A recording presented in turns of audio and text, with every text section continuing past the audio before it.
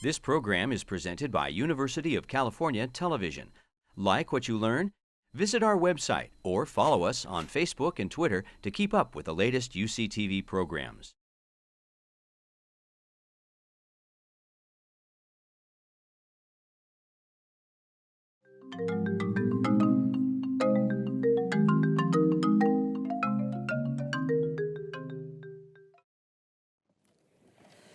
Good afternoon to all of you. Thank you so much for being with us at this inaugural event for the 2015-2016 Chancellor's Colloquium, Distinguished Speaker Series.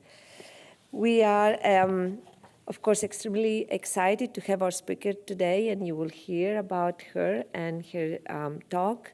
But I wanted to also remind you that this colloquium series was created here at UC Davis to give us the opportunity to talk, of course, about higher education, but also to talk about the rest of the world. And so we're trying to put what we do here in perspective, in a global perspective, because as we know, what is happening around the world now, it's extremely important to us as well. And it is critical that our faculty, staff, and students are exposed to speakers from not only around the US, as we have tried very hard to do, but also from around the world. And we've been very lucky to have a few of our speakers to come from different countries, but different continents. And we are very pleased today to have with us our speaker, Dr. Mampela Ramphele. And you're going to hear about her. You're going to be amazed by what she has accomplished in her life. I met her many years back when I was the Dean of Engineering at Purdue, and she was a Senior Vice President for the World Bank.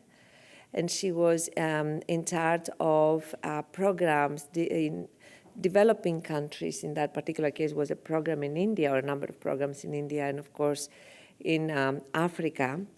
And I became very impressed by her personally, so I tried here for a number of years to get her to come. Of course, she was very busy in South Africa with a number of activities, but we were very lucky to have her this year. And in fact, very honored to have her start the series for this year, for 2015-16. So the way we run these presentations, these talks, the discussions, is to have the speaker, of course, speak for a short period of time, and then we have a panel. But you will hear about the speaker and, of course, how we are going to have this discussion go on today from Professor David Beal, the director of the UC Davis Humanities Institute, and the Emanuel Ringenblum Distinguished Professor of History, who will introduce our speaker and will introduce also our moderator, and then our provost, Ralph Hexter, who in fact has been very kind to be the moderator in a number of interesting presentations, and he always makes those presentations even more interesting, seriously. And I want to thank both of them. First of all, the Institute for the Humanities for running this series that we have so much enjoyed, and our provost as well. So Dave, I'd like to come forward. Thank you so much.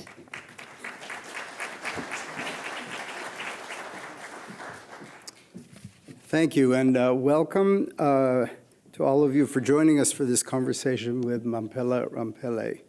Our format this afternoon will begin with opening remarks by Dr. Ramphele entitled, "Can South Africa Liberate Itself from Post-Apartheid Politics of Legacy Capture?" followed by a discussion with our Provost and Executive Vice Chancellor, Ralph Hexter. Then you, the audience, will be given an opportunity to ask your own questions of Dr. Ramphele. Allow me first to introduce our moderator, Provost and Executive Vice Chancellor Ralph Hexter. Ralph Hexter is a distinguished scholar in classics and comparative literature, and as an academic leader, he has made it a priority to foster excellence across the full range of disciplines and to promote equal opportunity, diversity, and inclusion for students, faculty, and staff. I'm now honored to introduce our distinguished guest, Mampela Ramphele, an active citizen in both the public and private sectors worldwide. Dr. Ramphele studied medicine at the University of Natal, has a BCom degree, a diploma in tropical hygiene, a diploma in public health, and a PhD in social anthropology. She went on to become Vice Chancellor of UCT, the University of Cape Town, where I actually had the privilege of teaching for a month while she was Vice Chancellor. She then went on to become one of the 4 managing directors of the World Bank. Dr. Rampele is the author of several books and publications on socioeconomic issues in South Africa. She has received numerous national and international awards acknowledging her scholarship and leading role in spearheading projects for disadvantaged people in South Africa and elsewhere. Thank you for being with us, Dr. Rampele. I turn the podium over to you now.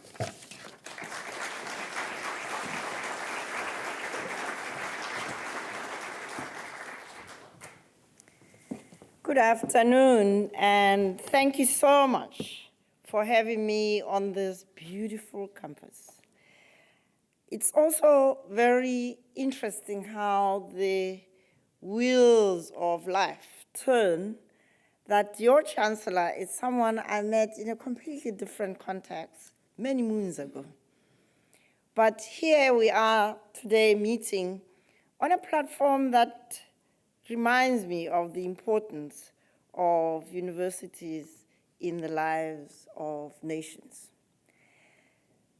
I'm going to focus my talk on liberating narratives that deal with this issue of the imprisoning capture of liberation politics.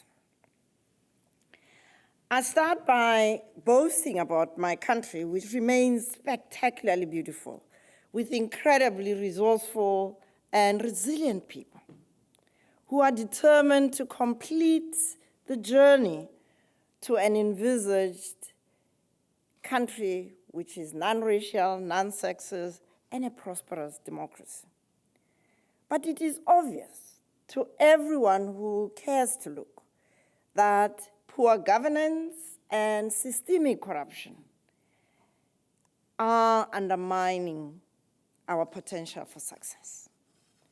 The ANC government, under the inspirational leadership of Nelson Mandela, was exemplary in laying the foundations of our constitutional democracy.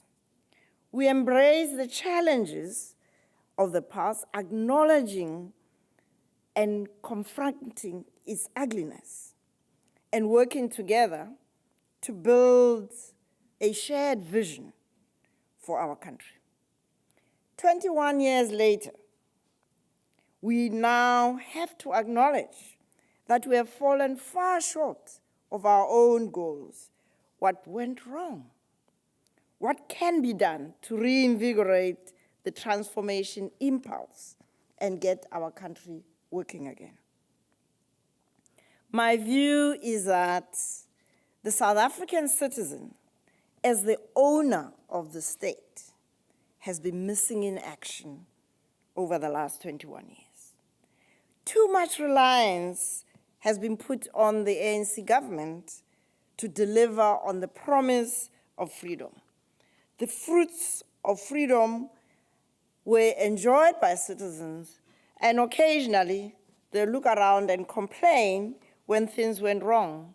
But the job of civic stewardship, of shaping the future, was not done. The ANC's spectacular electoral successes, despite objective evidence of its failure to meet its own set post-apartheid goals, have not led to a reduction in that success. The ANC has successfully positioned itself as the sole liberator of the country with the entitlement to govern. And not just to govern in perpetuity. President Zuma has said publicly that the ANC will rule until Jesus Christ comes again. Now we warn him that Jesus Christ might just hurry. In this talk, I would like to explore three key narrative strands that keep the ANC in power. The first, the sole liberator and only guarantor of freedom from oppression. The second, strong branding of the ANC as Mandela's party. The third, the nurtured dependence of citizens on the ANC patronage. I will conclude with a question on all of your minds. What does the future hold for South Africa? A few indicators tell me that a reawakening is occurring among citizens, and that's what gives me hope. Citizens in many settings are determined to weave anew their own stories to enable them to assume their active roles as the shapers of their own and their country's future. It is my view that it falls on the shoulders of the younger generations to mobilize their fellow citizens to complete the transformation process into the envisaged South Africa that we dream for. So let's start with the narrative thread of Sole Liberator. The central theme of the ANC's powerful narrative is woven around the claim of sole authorship of the successful outcome of the liberation struggle. All other liberation movements and their leaders have either been appropriated by the ANC or written out of our history. The only leaders acknowledged as heroes of the struggle for liberation are ANC leaders. The Mandelas of this day, Oliver Tambo, Walter Sisulu, Ahmad Kathrada, Govan Mbeki. The claim of sole liberator resonates with the lived experience of many South Africans. Many have families who have over the years been members and active participants in the ANC, and they only know the ANC as a liberation movement. So over the last 100 years, there have been direct and indirect experience of the ANC as a liberator. The ANC's performance as an exile movement achieved major successes that elevated its profile internationally. At the UN, it was regarded as the authentic voice of oppressed people. Nelson Mandela's active engagement and leadership of the process of political settlement has also secured the ANC claim of sole liberator.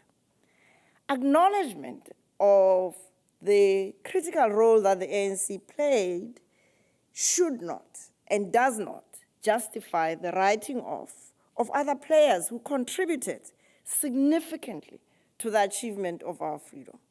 Those contributions, directly or indirectly, actually strengthened the ANC and made it a better leader of the negotiation process.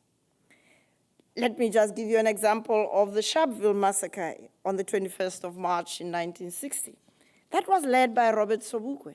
It was, in fact, the Sharpeville massacre that elevated the struggle for freedom internationally. Sobukwe's contribution to liberation has been made invisible in many ways by even the renaming of Sharpeville Day as Human Rights Day. The same fate has been meted out to the Black consciousness movement. Many of you may have noticed that the famous Long Walk to Freedom doesn't have one reference to one Stephen Bantu Biko. The BZM movement mobilized young people at higher education and school level to re-energize the struggle for freedom, which was in the doldrums. It was Steve Biko's analysis, and I quote, "The most potent weapon in the hands of the oppressor is the mind of the oppressed. If one is free at heart, no man-made chains can bind one to servitude. This remains a truism in my country. The minds of my beloved country have been sufficiently and effectively captured, this time, ironically, by the ANC. President Zuma disdainfully talks about citizens in this way. At a recent Youth League meeting, he said, and these are his words, "Every revolution produces its counter-revolutionaries. Who will tell them if you don't do it? Whether in social media, parliament, although you are not in parliament, but here you can wait for them when they come out of parliament." Imagine a president instigating conflict with MPs. That's the level of entitlement. The entitlement narrative also extends to the established culture within the ANC of capturing the state. A deliberate process of blurring the lines between the party, the government, the state, justifies the ANC claim to be the provider of all benefits flowing from the provisions of public services. So that's the first narrative, the sole liberator. The second narrative is that the ANC is the party of Mandela. Nelson Mandela has been singled out correctly as a major icon of the struggle for freedom. He was presented as a symbolic figure, and he also acted very convincingly and inspirationally as a figure that people could warm to and feel inspired by. Mandela, the icon, continues to loom large for his seminal contributions to the negotiated settlement. Not even the grave seems to be able to contain his power as an icon. It is the continued positioning of Mandela as inextricably linked to the ANC that makes him an invaluable brand asset. Millions of South African voters, black and white, continue to see the ANC as Mandela's party. Even when people are angry, they cannot bring themselves to use the power of their vote to punish the ANC, because they believe by punishing the ANC, they're punishing Mandela, an unthinkable act. The ANC brand as Mandela's party is also strengthened by the persistence of poverty, unemployment, and inequality in our society, and these remain color-coded. The daily indignities of racism in our streets, in our workplaces, confirm the assertion that white people are not committed to non-racialism and socioeconomic justice. By their own admission, white business leaders have hugely benefited from the political settlement, and they've made no major sacrifices either before, during, or after the struggle. On the contrary, the Global Financial Integrity Report of 2012 shows that in that year alone, the outflow of illicit rands from South Africa amounted to 147 billion, which is $29 billion. And we as South Africa are 9th in the world in terms of these illicit flows. And when you calculate what that money could have done, you could have funded 1.9 million students in our higher education system. These illicit flows happen because of the abuse of the transfer pricing mechanism of many of South African companies that have got their headquarters in other parts of the world. This becomes grease to the mill of those in the ANC saying, we cannot provide all of what's needed because of continued apartheid and white racism. The reconciliation between black and white would be made much more difficult unless white people also come to the party and make their contribution to the building of a non-racial South Africa. The third thread, which keeps people captured in the past, is the dependence of citizens on the ANC government. South Africans, black and white, have no experience of democratic governance. The majority of citizens really don't know how to be a citizen with all the rights and the responsibilities that are set out in our Constitution. But the practice of democracy is foreign to all of us. The idea of citizens as stewards of the democracy is not part of our culture. And so citizens leave those in government to pretty much do as they like. And the ANC has deliberately neglected civic education.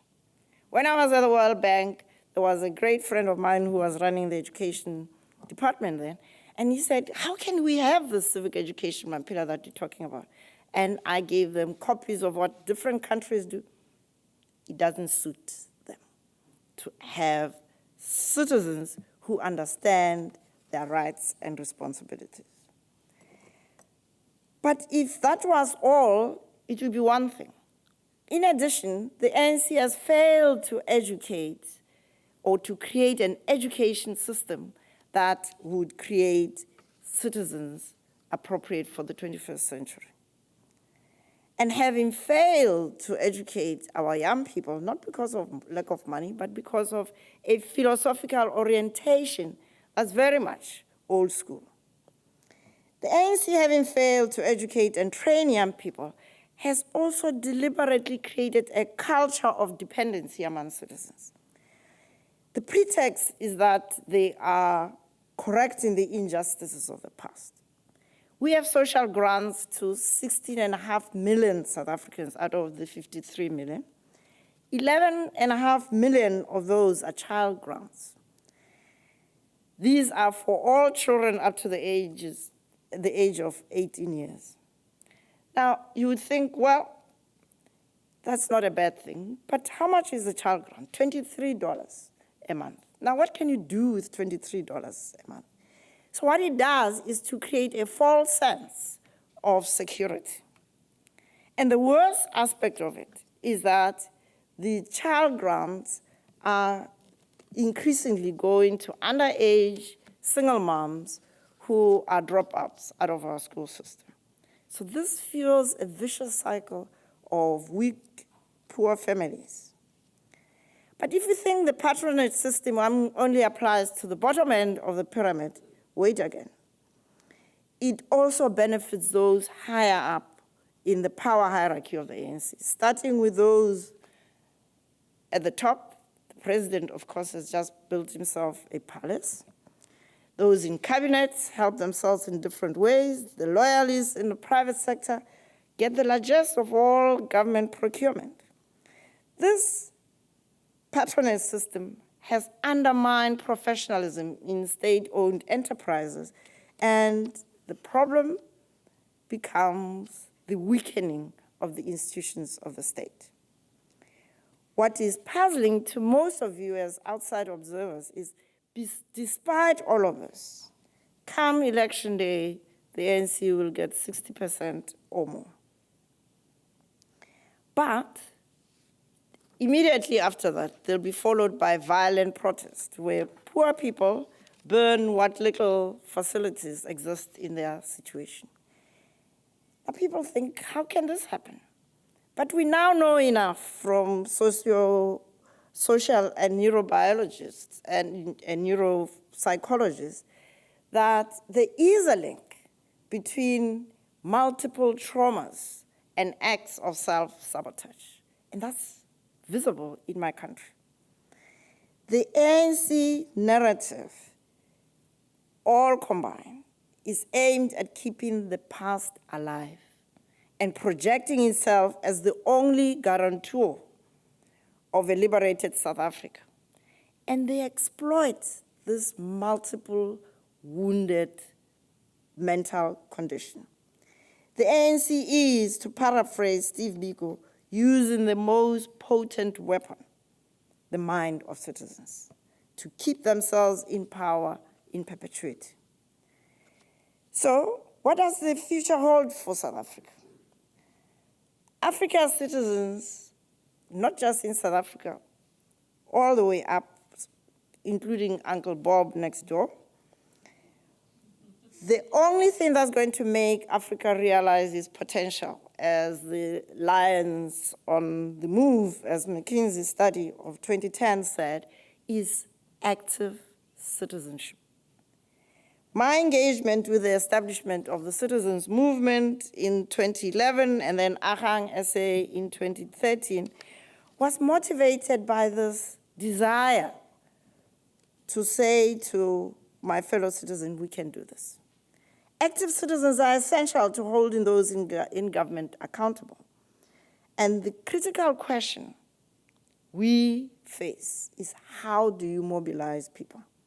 My idealism propelled me to devoting a lot of time, energy, and personal money to mobilize citizens.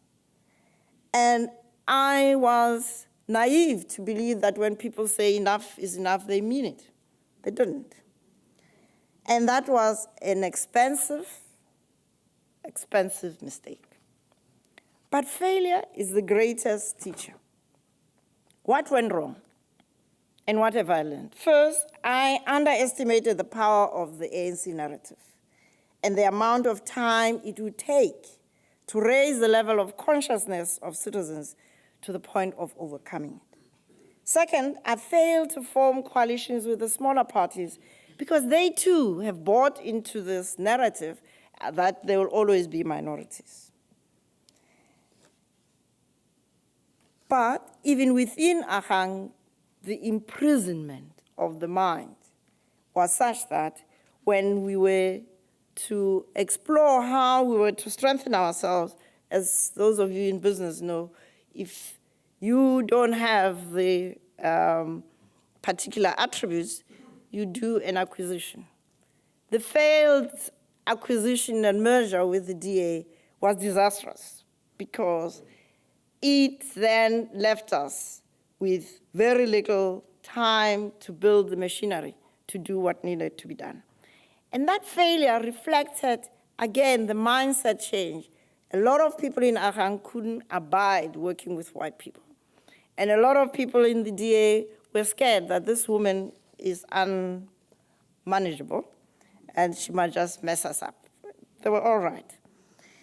Third, I underestimated the level of resources that would take to build a sophisticated machinery. The ANC juggernaut, which uses state resources, leaves nothing to chance.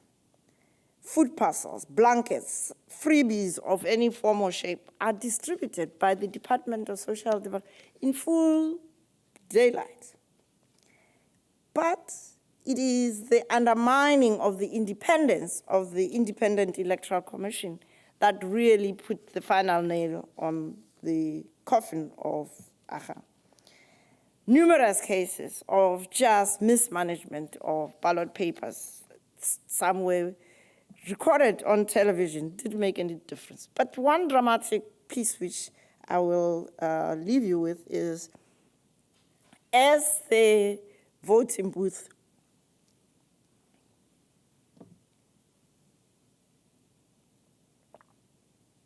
was closing in Zanin, which is an area where I had been restricted to, and it was known as an Ahang stronghold.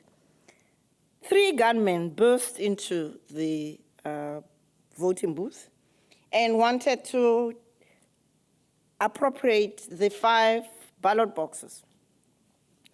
Fortunately, the police who were there, who were sympathizers of Ahang, because some of them were young men and women that I had actually looked after when I was a doctor there, they stopped it and got the boxes into the magistrate's office. They're still sitting there. No one has ever been charged, and those ballots were never counted. Now, that's not an excuse for not having been able to do better, but it gives you a flavor. At the heart of the failure of alternative parties is the failure of young people, who are the majority across the country, to come out in their numbers to vote. I had occasion to meet many of these young people, high school students, university students, dropouts, and so on, and ask them what happened. Well, I didn't think that my vote mattered, said one. Others, well, I spoiled my ballot because I couldn't disobey my parents who said I should only vote for the ANC, but I couldn't bring myself to vote for them. So the potent weapon the ANC has in staying in power despite its own admission of failure is the mind of citizens of South Africa. So the intergeneration perpetuation of this notion of the ANC as the only party is something that's going to be with us for a while unless we do something about it. So the reawakening of activism within the higher education sector, some of you may have seen some of it, gives me hope that young people are at last waking up to say, we have to finish this journey of transformation. Young South Africans need to be supported to go on this journey of healing, just like we did in the late 60s. They now have to take up the struggle. This healing work is going to involve my generation that fought for freedom, supporting the generation of my sons, so that we can together heal the wounds of the past which justify this capture that the ANC has over South Africa's politics. We need to have strong networks of support and healing circles. Let me conclude. I remain optimistic that my country will one day become the country of my dreams. A much more focused human consciousness-raising campaign to acknowledge, express, and heal the wounds of the past would free my fellow Black citizens from the inferiority complex that has reasserted itself in South Africa. We also need a consciousness-raising process to free my fellow white citizens from the superiority complex that prevents them from engaging in a mutually healing process with Black people. This healing process would allow the future to emerge from our ugly past. It is these possibilities that keep me hopeful. Thank you.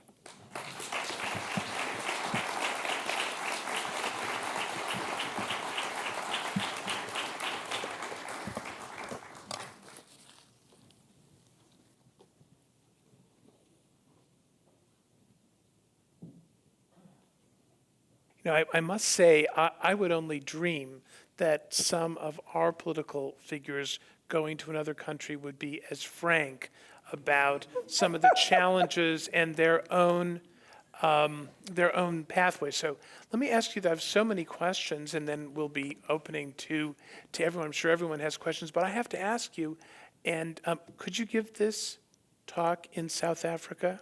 Absolutely. In fact, as we finish talking here, it will be posted on my Facebook in South Africa. And there will be an open discussion, and in meetings that I have with students at universities, students in high school, or ordinary men and women in different walks of life, I speak frankly about this, because young people have to learn that you must not be afraid of failure. Failure is there as a teacher. You must embrace its lessons. And they can't do it if we don't model that. So for me to say, no, it's just those people who mess up, no, I messed up. Because I had never been a member of a single political party until I formed AHA. So I betrayed my own intuition that kept me away from being a member of the ANC. Mandela tried to get me to be a member of the ANC in the 90s so that I could join the government. I said, I would love to help and be a member of your cabinet, but as an independent person. Of course, the ANC would not hear of that. But I felt strongly enough about it that I forgo the opportunity to work with him. But the desperation to which South Africa has been pushed by the ANC incompetence and corruption is what got me to take that desperate step. Remarkable. I mean, when I consider the discourse, the public discourse here of politicians, I think one rarely hears someone speak of failure and independence, but we'll come perhaps around to that. Again, you know, you've done so many different things. Your pathway is really remarkable, and I know that, you know, you've kept us and we want to be at that level of systems and nations, but I have to ask you, tell us a little bit about yourself. What was the energizing force that got you on this pathway through your own education and to master so many different areas? I was fortunate to have been raised by two teachers, primary school teachers. So the idea of learning is a lifelong mission. And also I grew up early on understanding that physically I have zero competence, but I knew that there was something between my ears. And so my parents were pushing me to really reach whatever height I wanted. And I was fortunate also that when I went to high school, I found teachers who were really committed to helping me reach my dreams. It was a restricted time of the life of my country. So I became a medical doctor because my science teacher, who was a white man, said, I'm sorry, I wanted to be a chemist. He said, I'm sorry, you will not be able to get a career as a chemist. I advise you to do medicine. So I didn't do medicine because I wanted to help people. I did medicine because it was the only best option that would allow me the independence, but also that would utilize my love for science and mathematics and so on. So as soon as I had the options opened, which was in the early 90s, I went to the University of Cape Town and became a researcher, and one thing leads to another, but one constant. So my careers look very desperate in terms of different things, but there's one common factor: the desire to get my country to become the best that it can, and for me to play an active role in that regard. So as a researcher, the job was to ask those uncomfortable questions. How can you have men grow up living in little dormitories and you expect them to be respectable men and fathers and so on? So my PhD thesis was about space. It was about, and the book was called A Bed Called Home. Now, today people wonder, why are South Africans so brutal, so violent? Hello, if you restrict somebody's mindset and you treat them with such indignity over generations, that's the multiple traumas that I was talking about. That's what happens. And so I was able then, building on that, to be able to tackle transforming UCT, where I wasn't an academic that went through the normal path, so it was great fun to be able to do things which were taboo and raise taboo subjects. So it's, as an anthropologist, I think it's very nice to be the outsider, to come into such an environment. And the same thing with the World Bank. I wasn't an economist. I went to the World Bank because I was invited by Jim Wolfensohn, the then president, to help him build the human development segment of it. That's where I met your chancellor. So I believe that women who are always the other, the outsider, the marginal, they actually see a lot more of what's going on. And if they have the courage to engage, then they can do much more than men who tend to be afraid of this is not proper. And of course, I have to also admit that I come from a long line of very strong women. My great-grandmother, who was our childminder, my grandmothers on both sides, my mother. My mother was something else. Anyway, so that's me.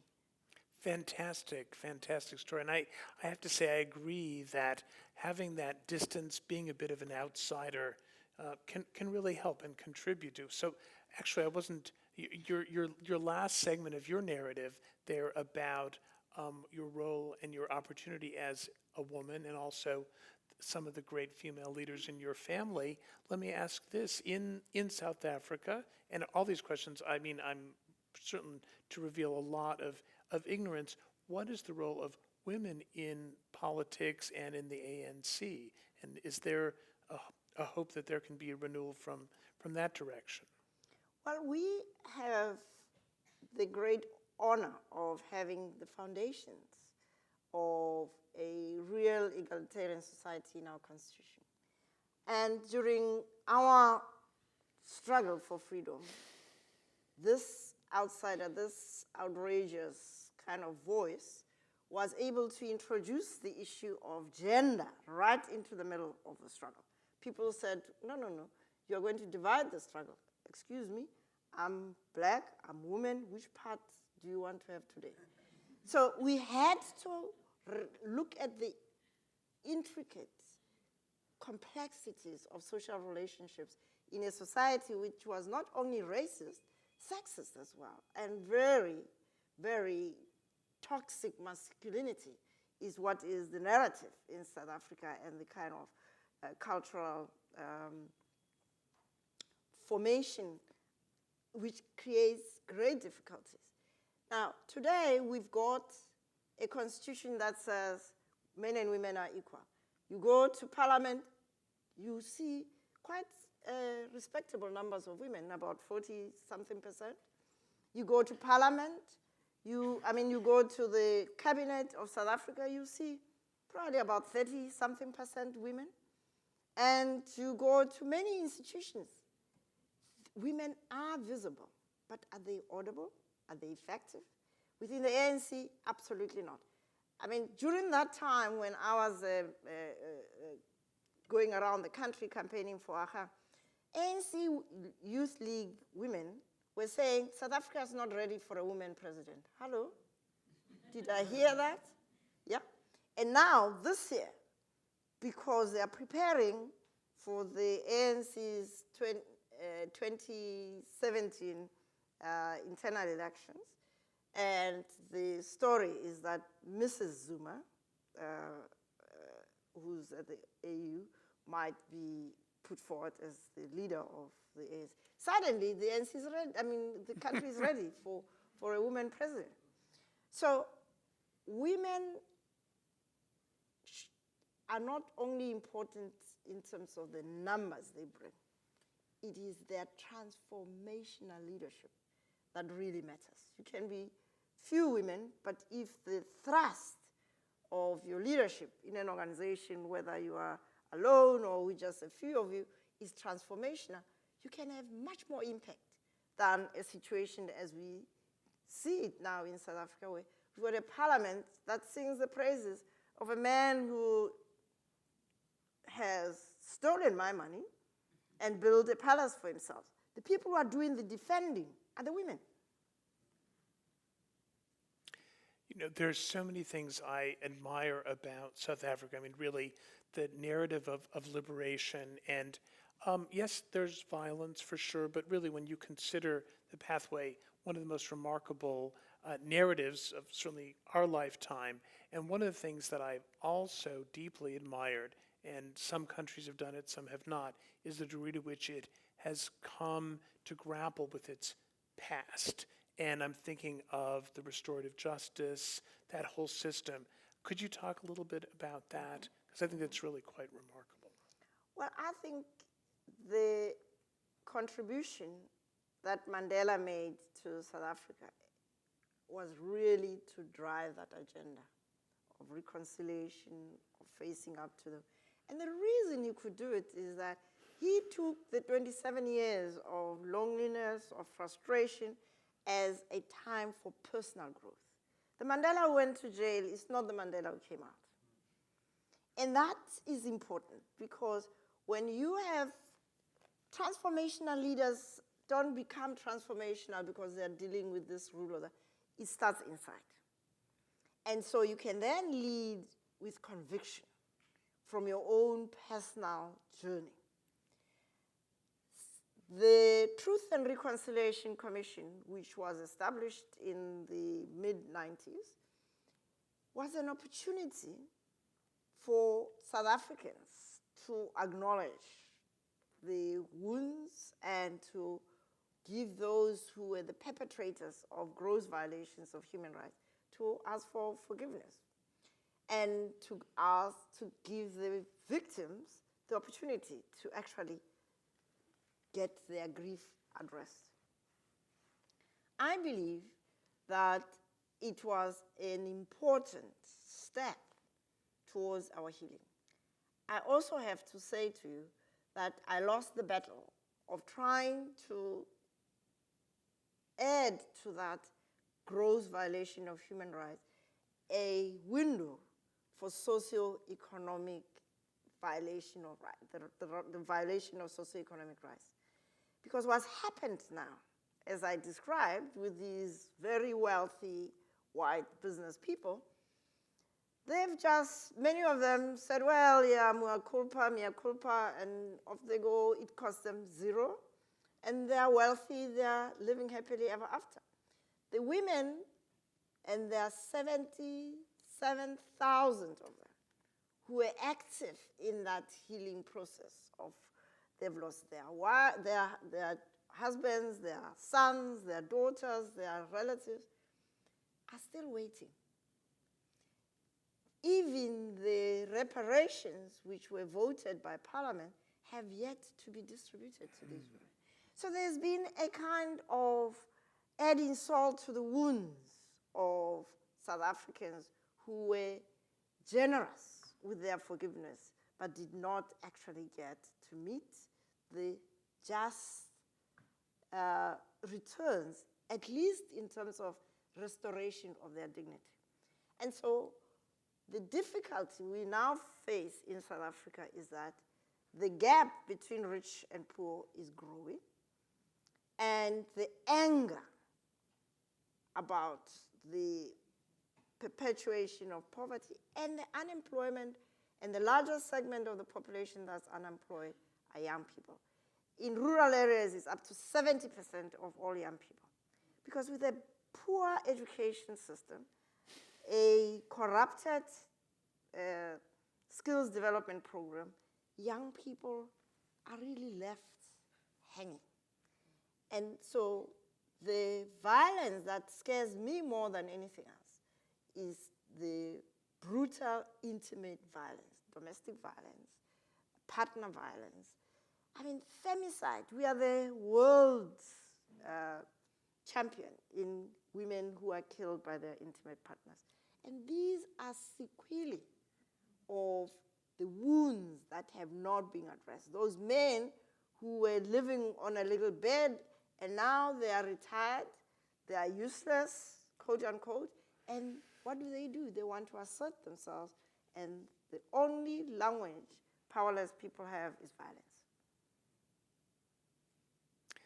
I know, given the range of topics, I know we'll go to many different places, but I have to ask from one vice chancellor to another about higher education, and in particular, how in there are multiple stages since the end of apartheid, but how has higher education evolved, and is it beginning to offer a broader sector of the young people opportunities for upward mobility?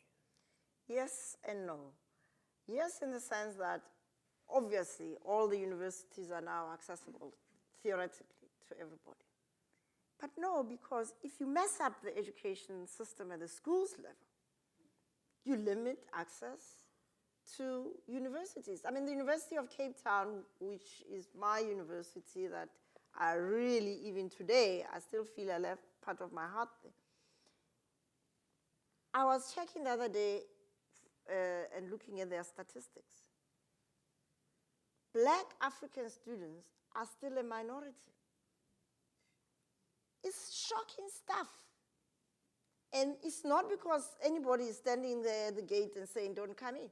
They just don't have the level of grades at the high school level to get in. And those that scrape through into the system don't make it. Only 30% of our students graduate in record time because the education system is not one adequate to the task of the 21st century. And that is, I believe, I'm going to use a very strong term, it's genocide. Because it's not as if this failing education system is failing because we don't know what to do. One, we have the resources. There is an adequate budget, which gets pilfered. Second, the teachers, and you cannot raise the level of the quality of education above the level of the quality of teaching. I say so because my parents, who were teachers with very little, but because they were dedicated, they made us into who we are. Teachers in the majority of poor schools, that's in 80% of the schools, are members of the South African Democratic Teachers Union, which is an affiliate of COSATU, which is an ally of the ANC. So if you're going to rule until Jesus Christ comes, you've got to have all your troops there. So they just are not interested in the business of teaching. They're interested in how they can position themselves within the ANC, so they go to parliament and end up, as some of them have, in the cabinet of Mr. Zuma. So we are failing young people. And so if the school system is underperforming, clearly it will have an impact on the higher education. Having said that, my colleagues in the higher education system also have not risen to the challenge. There are still universities that are teaching without any thought as to how you can make sure that the programs that you've got in your university system actually help young people to understand who they are, where they come from, and how they are connected to the rest of the continent and modernity. And the issues of sexual harassment, racism, and so on, they're there. You look at the profile of academics in South African universities, still predominantly white, still predominantly male, in 2015. Now, this is a problem which is going to be with us for a while, but it is not an insurmountable problem. So we have work to do in South Africa. And that is why I believe that the only way we can get traction is to get young people who are the ones who are bearing the brunt of what's going on, this poor governance and corruption. To be them, like in our case, we stood up and say, we are no longer non-whites, non-Europeans. We are black, we are proud, and you better watch out. And the young people today must say to us, the golden oldies, we now are taking charge because you have failed and you are failing us, and we would like to have a society that lives up to the dreams that are captured in our Constitution. So one last question before I open it up, and though I will say, since I'm the moderator, I reserve the right to insert questions later if I can't help myself. But one of the things that's both, I see mobilized both by forces of change here, especially young people, and sometimes people that I regard as, or movements I regard as resisting change, are new forms of media. social media. How is that playing out in South Africa? Big time. Because even not so smartphones can really work. I think that young people in South Africa have the means to communicate. What really is the impediment is this mindset problem. You know, people are so imprisoned by poor level education, so they lack the self-confidence to even initiate conversations around things that bother them. And when they do, it is around very mundane things and things that really don't build. But there is a really exciting development in the higher education sector where students have raised their voice and say, is this all? No, we need real freedom. So those are university students, students at technicals, and they are using social media. They are communicating and spreading the momentum. So it started at UCT, it's at Wits, it's at Stellenbosch, and Stellenbosch University never thought that anybody would be able to stand up and challenge the hegemony of Afrikaans, which is the language of modified Dutch, which is there. And these young people are not afraid. And they can communicate with someone at the University of Johannesburg and say, we have in this, and can you come down? And it's coming. So what is important is they need to act as civic stewards and not destroy, right? The problem with the movements like Occupy or even the Arab Spring is when it becomes destructive. Because that's what you are destroying are your assets. And so what is needed is my generation to not say, oh, what are these young people doing? But to encourage them and remind them that they are now the leaders they are waiting for, and therefore they have to act in ways that are appropriate for civic owners of the democracy.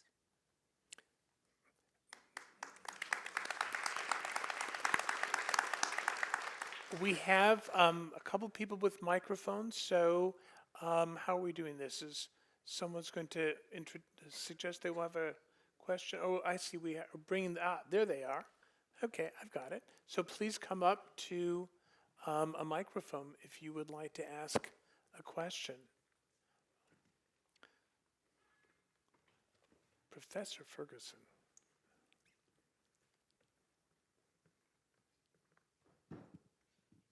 Lower that a bit. That was a phenomenal talk and exchange between the two of you.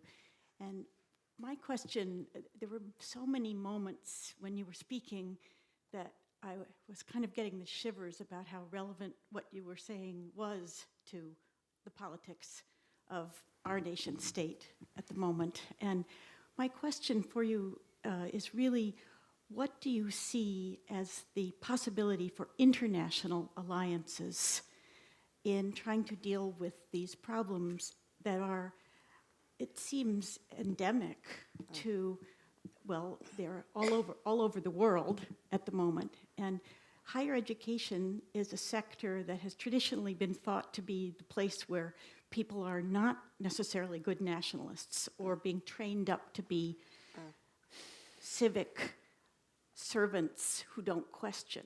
So I'm wondering, a part of it is just a practical question. What can your admirers in other countries, including this one, do as you see it for South Africa's struggle, if anything? It may be not at the moment, though there was a period when international pressure clearly had a major role. And if you do see a role for some kind of international alliance based in higher education, what would it look like? I'm so pleased that you asked that question because we owe a huge debt of gratitude to the people of the United States for the support for our struggle for freedom from apartheid. And we also owe a great debt of gratitude to you for allowing the likes of me. I was a Banton scholar 27 years ago, and I was also a fellow at Kennedy School. And of course, during my time here as a managing director of the World Bank, I established many friendships. I see in your report that you have had Dana Shalala here, who was the first person who invited me to come when she was still the president of Hunter College. And so I'm afraid we have not finished the job that you supported us to do. And we are coming back to say, can we find ways in which we can work together? First of all, you also are wrestling with the unfinished business of your social relationships. I mean, I'm shocked that young people can be killed like dogs in the street in the land of the free and the brave. Now, that is a wake-up call to you to say your job is not done either. So how can we have cross-Atlantic learnings? Because I think in both cases, identity politics has yet to be fully resolved so that we can claim that we are truly a non-racial and non-discriminatory and inclusive democracies. We are not, both of us. But I put my faith in young people. And that's why your point about higher education is relevant. One of the things I don't think we are doing systematically enough, I know between the University of Cape Town and many other universities here that exchange programs, but they tend to be very haphazard and dealing only with the academic side. Why don't we use those cohorts of students who are going across the Atlantic either way as learning opportunities? So your young people coming to South Africa to not only have time to enjoy the beauty of Cape Town, but to also look at what are the relevant lessons they can learn from how we are wrestling and struggling and failing in our attempts to create a non-racial society. And the same thing with young people coming to your side of the Atlantic and the academic, the members of the academic staff. I think the second area where we really need to go back and explore, South Africa's struggle for democracy was also supported by faith-based organizations here in this country. Like you, we have plenty of churches. But, you know, I was lucky to be here when the Pope was here because the message of love, mercy, humility, and stewardship of the environment, that message which we as people of faith are really not living. As he said, it's not useful to me to tell me how much you love your God. Let me see it in the way in which you conduct yourself as a citizen, as a leader, as a mother, as a father, and so on. So can we use that platform as well? And finally, I really believe that there are very important linkages. I am going to Oakland tomorrow, and one of the things I'm doing is to build networks of support here in the United States. There is a program being run by Friends of Friends, which is looking at cities in this country. Because in the 21st century, as you said, people are connected. And the cities are really the new nodes, so we're going back to city-states, as it were. And yet, every city, in both your country and mine, the marginalized people are the majority people. Stuck away somewhere in Dorchester, in Boston, where I've just been, or in Cape Town, the most beautiful city in Africa. You arrive at the airport, hello, here we are, we don't do equality here. So can we find ways in which we have cross-learnings. And I know for sure that I'm going to follow up with some of the things that people are doing, which are very exciting in Boston, which I'm going to want to take home to look at. Having said that, the value of the rand is through the floor, so we are going to need financial support, both for these exchanges in the higher education system, but also for these learnings at community level, because we've got to mobilize people, parents to take charge of the schools, citizens to take charge of the cities. It's not going to happen because some leader somewhere, heaven forbid, Donald Trump, is going to rescue us. It's not going to happen. We have to be the ones who put people in positions of leadership, knowing we will hold them to account. David. Yeah, so I want to ask you actually a very specific question that relates to your original training as a medical doctor, and that's about the HIV epidemic. I think it first became clear to me, someone who's visited South Africa a number of times, that something was really wrong with the ANC when I saw their reaction under Thabo Mbeki to the epidemic. And I'm wondering if you could tell us more about how that's gone. Is there any improvement in that direction? What are the challenges that are left? You know, if you were to pick an epidemic that would really trip South Africa's progress to democracy, that is the one. Because it presses all the wrong buttons. First, it's a sexually transmitted disease. We don't talk sex, we just do it. South Africa is a very conservative society. So that was a big thing. Second, the majority of people inevitably were black people with. So again, the stereotype of the promiscuous black person.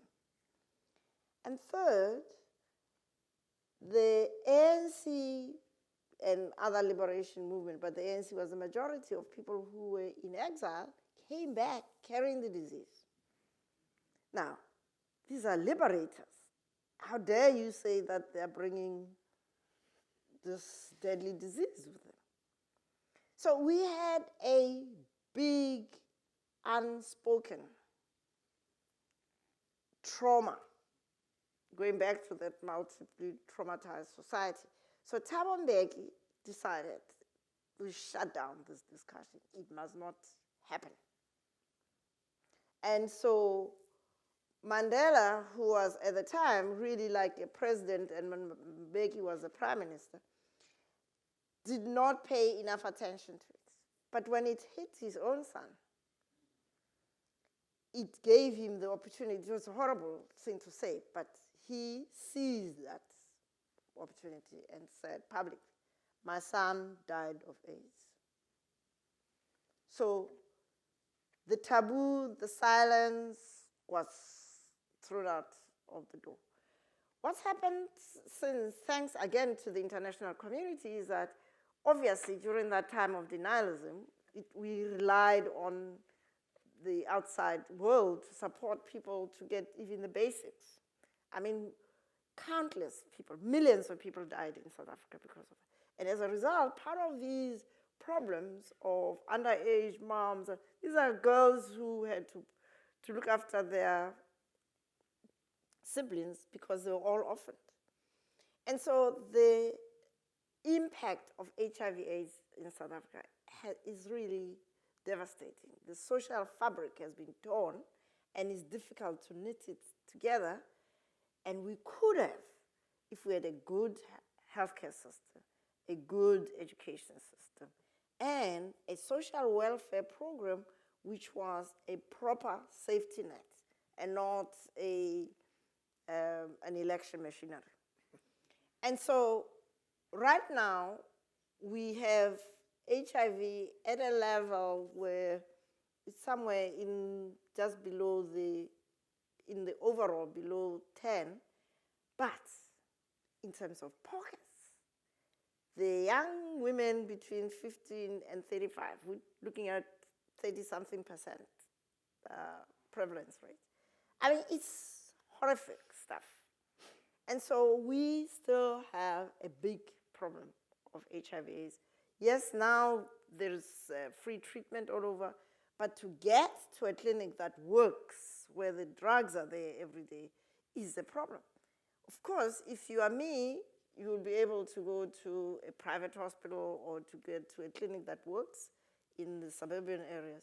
And so, again, HIV/AIDS follows the same pattern of those who are marginal not only have a higher infection rate, but they get the least quality treatment. Why don't we alternate microphones? I know there are people ready to come up to each one. Hello, thank you very much for coming. I am one of those young people you're speaking of, and in this country as well, I belong to the generation that, like the largest generation to not vote, or to participate in civics or civic life or politics in any form. But what I've seen is that this is in large part because of a total disillusionment, a legitimate, rational disillusionment with traditional political processes, which are even academically verified and economically verified as non-democratic. And so what we've seen in student activism, both here and globally, is a circumventing these traditional civic routes towards routes of civil disobedience, towards routes of direct action. We see this in Mexico and Chile, and we see it on this campus, and we see it in this university system. So when you're speaking of civic engagement among South African youth, when you imagine that, is it something that inhabits both traditional and non-traditional methods of intervention, both, say, what we'd say civil versus civil disobedience, and that sort of theater of direct action? Well, you know, I'm very fortunate to have networks of young people that I work with. Some are in the poorest townships who completely lost hope. And we have a grassroots arts academy that we started in Khayelitsha. Again, going back to the question of money, we can use some money. These are young people who went to an arts high school. 84%, 84, numerical 84, passed, got their matric certificate. Only 4 could make it into UCT. 80 in the streets. Now, you can imagine what's going to happen after a few months of frustration. So we obviously can't cater for all 80, but we took those who were really persistent and willing to go through that. So we've got a real startup academy of about 15 young people. What matters is not whether they vote now. They will ultimately vote if they feel like. But what shocked me is how little they knew about what does it mean to be a citizen. What are their rights? What are their responsibilities?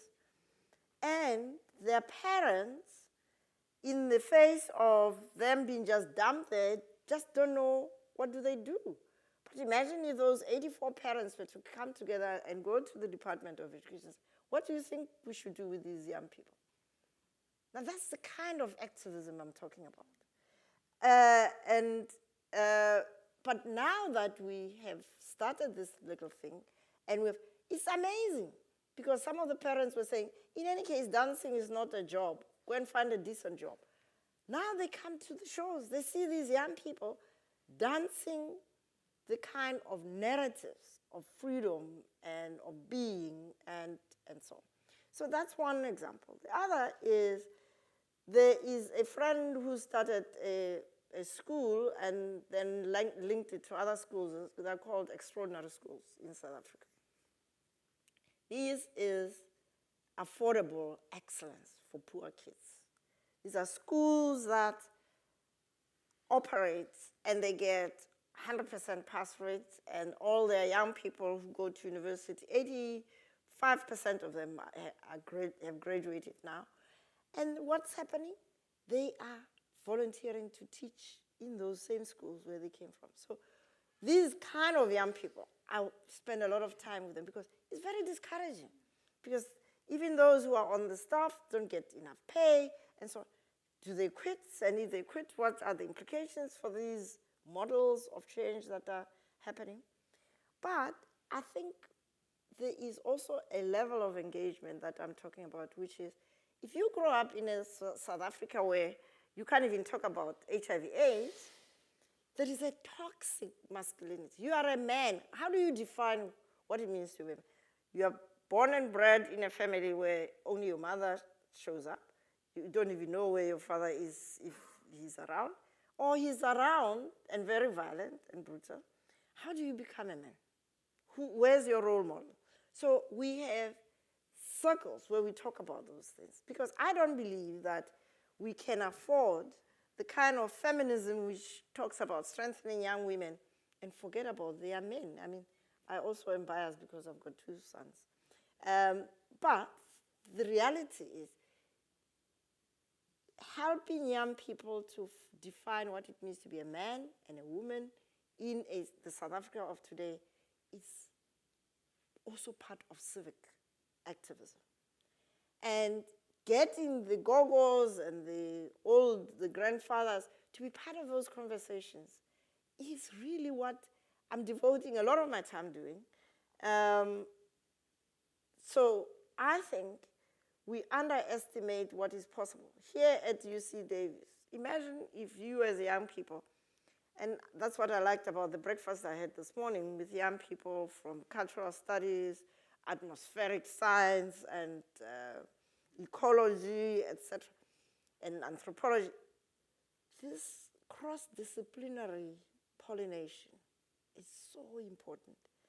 But going beyond just doing it when you have a guest, how much do you do it on campus? To talk about the things that really you have just raised now.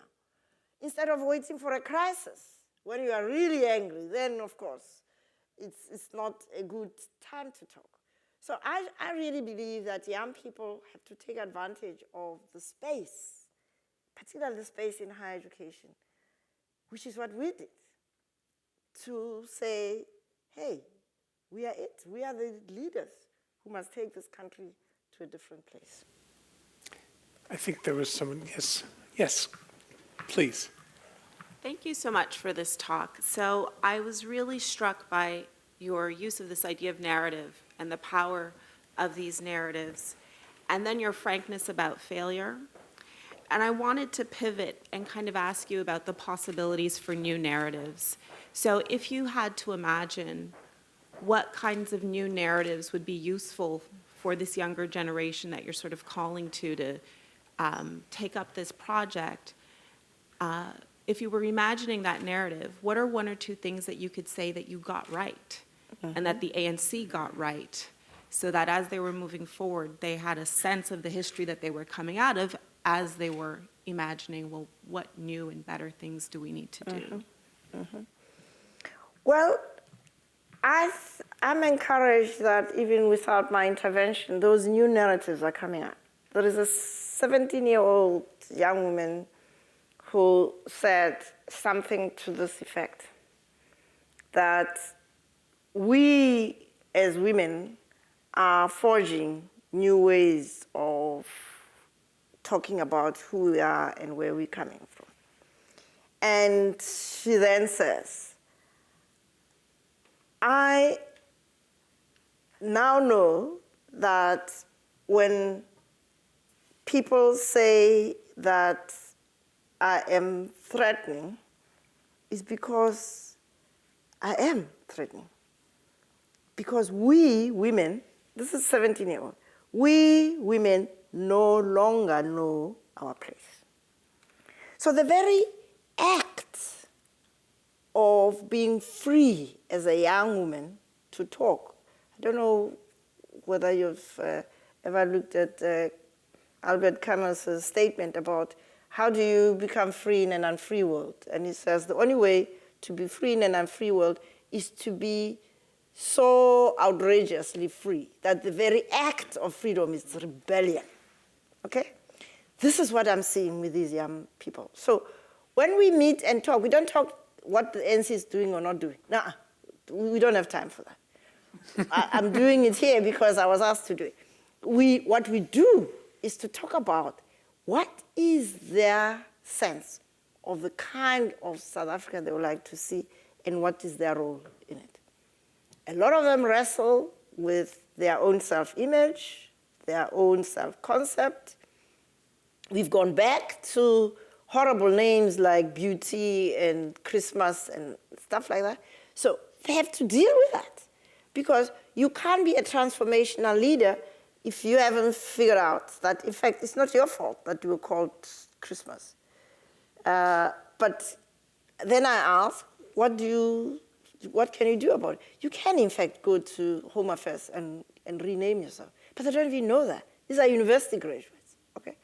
So we deal with these things in order for them to be comfortable. Because I believe that young people really wrestle with so much. Imagine growing up in a family which is broken, dysfunctional, and you make it to university against all odds, and you end up in a job where you are treated with disrespect. I mean, where does it end? And that's why I believe that what is needed of my generation is to be the bridge between the old way of being South Africans and the new way that they, the young people, must help articulate and shape. But they are going to meet up with a lot of pain, a lot of trauma that we, the generation that's been there, done that, bought the T-shirt, have to be there to accompany them. And so I have no doubt about the narrative story. There's also another young woman who said, the only way we will be able to transform our society is to do what she says her mother and her grandmothers used to do, which is to tell beautiful stories. Beautiful stories about ourselves and about our mothers, our grandmothers, and to be filled with the love of that beauty. Because when that happens, you don't go out there looking for love. There is so much of a well inside. So my engagement with young people is not to judge them, but to help them see this beauty inside, to tap into this well inside them. And it can be pretty empty when you are bashed left, right, and center. But we've got to keep the hope that there is, in fact, a way in which the country that we dream about can be a reality. But it's got to start where you are. If you're a doctor, the way you become a doctor and you relate to people has to model that. If you're a lawyer, if you're a dancer, whatever you do. And so I think the new narratives are not going to emerge from me. They're going to emerge from these young people, and they are emerging. If you go into my website, you'll see some of the things I say about that. I think there's another question over here. Dr. Ramphele, what a pleasure and honor it is to receive your wisdom and be in your presence. I have a question about social media and what your perspectives are regarding social media as it relates to activism of today's youth. And let me just kind of back up a little bit and say that, you know, I was in a recent social media conversation, and one of the recurring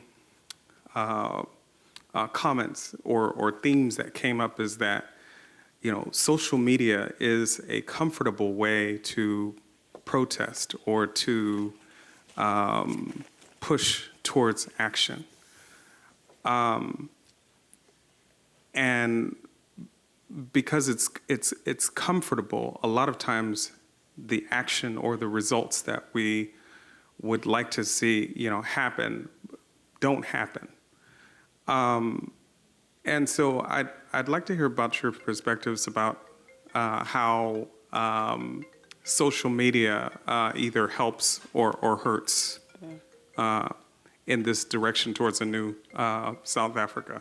Oh my God, my cell phone came on at the most opportune time. That's okay. Well, I really believe that social media, like any tool, can be a positive or a negative tool.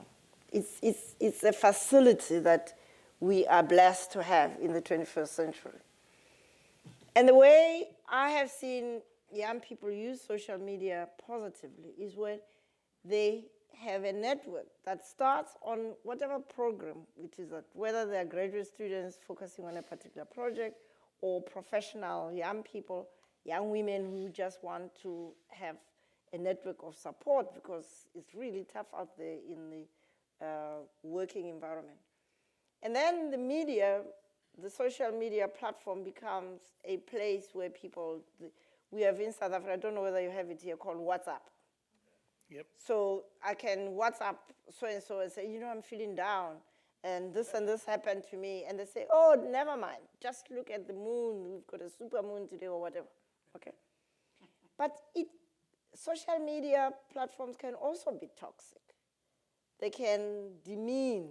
I don't know whether many of you know about Lindiwe Mazibuko, who was the leader of the DA in Parliament. She's now at the Kennedy School. People used to attack her because they couldn't attack her in Parliament because she's a formidable debater. So then they go and abuse her personally on the media. And it is that kind of negative side of it. But as a platform, I really think that if we harness the positive side, but we've got to define its use. Because I also don't want to have 1,000 emails a day. But if we can find a way of using the media as an appropriate way of networking, of checking in, of tracking, then I think we have a positive story. But going back to the issue of identity politics, I really think men need to talk to other men about what it means to be a man. Because women find it much easier to communicate. That's how we have been brought up. Men bottle up, and the next thing you know, in South Africa these days, policemen shoot their families and then shoot themselves. If only that person, instead of doing that, were to call a friend on a WhatsApp and say, I'm feeling like death, and so on. We have to harness the positive side of it. But I also think the media, we need to accept the fact that people who had no access to information, today they have. And these are poor kids, even in the back of beyond. They can be able to connect with what's going on in the world. And in my village in Limpopo, a young man who's a successful businessman has also set up a computer lab in that village school. Now suddenly these young people can do homework, can do this, they were doing homework. Now they don't have to be looking for non-existent books. They now can actually get into the web. So I'm a great believer in the power of the media. I think like everything else, we've got to harness its positive side, but then help young people to negotiate the dangers of getting into those sites where people really get into trouble. One of the nice things about the Chancellor's Colloquium, we'll also be able to carry on in a conversation at a reception. We have one last question for this space. Hello. Good evening, Dr. Ramphele. Hi, my beloved. How are you? Good, missing. So I want to ask a question that I think we could both talk about, but I particularly want you to address this audience on. we both worked very hard to transform the University of Cape Town in our different capacities. And I had the chance to revisit earlier this year, and of course was delighted to see the Rhodes Must Fall movement, because it really felt as if they were picking up something that in our different capacities you and I had tried to start 15 years ago, I think about, from 99 onwards. So we both worked at very different levels and in different ways. I dealt with curriculum and research, and you were at the top. But what I'd like to invite you to share, because there's a major diversity project going on this campus, I'd like you to, I mean, one of the major differences, because you see the population here, but here we are talking about a minority. And when I moved here from Cape Town, the statistics don't look that different, but in South Africa, I think it was that much more painful for me as a West African to know that here we were dealing with majority exclusion. So I want to make that difference before we presume there's any quick link between the US, which, 500 years, I'm not sure that with a minority, I'm not sure that South Africa can learn from the US, because it has clearly failed to deracialize, even with a black president. So my question for you is really about some of the mistakes we made. We were both up against a very intractable system. What do you take away from that, and how might we better transform university, the modern university, at this time? Well, I mean, Mama and I had this amazing opportunity to start the African Gender Institute at the University of Cape Town. And for me, it's one of those projects which embody your dreams. And I left Cape Town confident that we are now in a position where we're going to give the women who come there a room of their own so they can really write their stories. Unfortunately, and I have to say, again, it's probably, I have to take some responsibility for this, that I should have stayed for one more term as a vice chancellor to consolidate the changes that had happened. Because my successors came in, UCT was 200 kilometers ahead of the rest of the pack, and they just chilled, as they say, the young people say. And so nothing much was done. If anything, some of the things were undermined, like the African Gender Institute and the numbers of African students, the growing our own timber program, which was about, you can't wait for young women and young men and black people to become professors. You've got to accelerate that process by a deliberate investment program, and we called it Growing Our Own Timber. And it was a fabulous program because it was supported by charitable organizations from here in the US, but also the UK and in the private sector, because it made so much sense that instead of letting young black people who would otherwise have followed PhD and then postdoc and so on, have to go and work to support their families. Now, why not support them with a higher stipend so they stay in, and then you have this pipeline of young men and women coming through.